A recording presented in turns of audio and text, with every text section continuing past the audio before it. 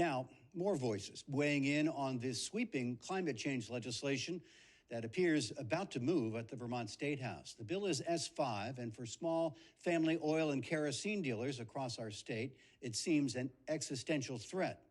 They are now fighting back, and they think their customers should too. What Senate Bill number 5 is a convoluted and complicated carbon tax, which will have the effect of costing taxpayers millions of dollars to design before it's even implemented.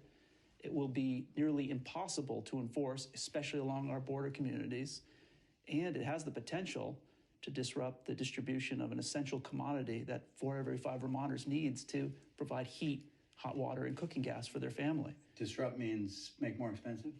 Make more expensive and make it so that the network of small family fuel dealers that have served Vermont well for over 100 years can no longer compete with the big utilities and corporations. Well, what will they have to do? What is it that your members fear? So the average fuel dealer in Vermont is just 10 employees, 2,000 customers. But because of an accident of geography, we don't have a seaport. We don't have a pipeline. We don't have any refineries or large wholesale terminals.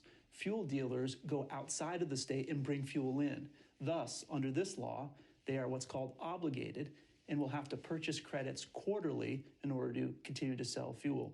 Now, we don't know how much those credits are cost. The best estimate that we have from the Secretary of the Agency of Natural Resources is that these credits will cost about 70 cents a gallon. We think that's way underpricing it. We think it's going to be much, much more. So the idea that a fuel company in Bennington is going to have to compete with the likes of some of the largest energy corporations and regulated utilities to purchase credits on a credit exchange marketplace that is yet to be created by the Public Utility Commission, and do so in a way that they can provide the best possible cost to their customers in a competitive environment, is nonsensical. It really is. And it's not equitable either. The idea that a kerosene user in Bennington pay an extra $1 a gallon so that her small family fuel dealer will then go onto the exchange and purchase a credit sold by an electric utility so that they can install a heat pump in Burlington, it's just simply not right. It's not equitable, it's not affordable, it's not even clean. As you know, the price of home heating oil has skyrocketed. We hit an all-time record back in November. That's costing folks real money. Why would we want to continue with that kind of a system when we might have something that is a lot more stable down the road? Well, whether you're switching to renewable energy or you're switching for renewable electricity or you're switching to a different heat source, as we know, it's not like a light switch. If you are going to power the grid with renewable electrons, then you need to purchase those renewable electrons and you need to build renewable power producing plants. If you want to reduce the amount of fossil fuel and increase the amount of biodiesel or renewable gas or biomass or install electric heat pumps or install weatherization services, that's not going to happen overnight. So while you look at the 20-year span of what this bill would cost and what our energy costs would be, it seems like it's an attractive offer. That's how it's been sold as. But the reality is, as less people use fossil fuels, as their marketplace declines, those remaining few that use them will pay higher prices. And there are some that can't easily switch. Who will be able to afford 2 or 3 or 4 heat pumps, electric heat pumps? Because if you have a house, you need more than just one unless you live in a very small house. Well, those would be the people that already have the discretionary income in order to make a $20,000 investment in weatherization, in an electric heat, in a wood stove. The ones that can't are the ones that are going to be paying. You can't install a heat pump in a mobile home park. We have over 20,000 of them. You can install one, but you better have kerosene backup because you have water pipes running underneath because you have no foundation that could freeze up.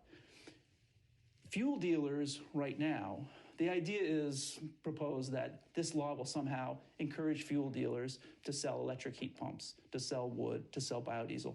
We already are. We don't need a business lesson from the legislature. We already are doing all these. Why? Because the consumers want them. But when we install a heat pump in a customer's house, the first thing we tell them is don't lose your fuel tank. Don't lose your boiler. Don't use your furnace. We had a very cold Friday last month, a very cold Friday. Went through the weekend. The freeze-ups that occurred, if you ask any heating service company or heating fuel dealers, the calls that they got at 2 in the morning were not because they ran out of oil or they ran out of propane. It's because that heat pump was not performing and they had to come in the middle of the night, unfreeze those pipes, restart the boiler so that they were able to have heat. That's an important part that's being missing here.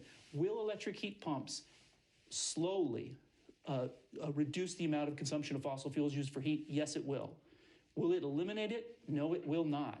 And because they've been oversold as this switching technology, which anyone who has a home and has the system knows is not true, the effect is you might have the competition that is providing this fuel, have them slowly lose market share, lose volume, consolidate. And without that competitive industry, without having these small family fuel dealers providing the service, it does a disservice to Vermonters. Matt Coda, representing Vermont's local fuel dealers.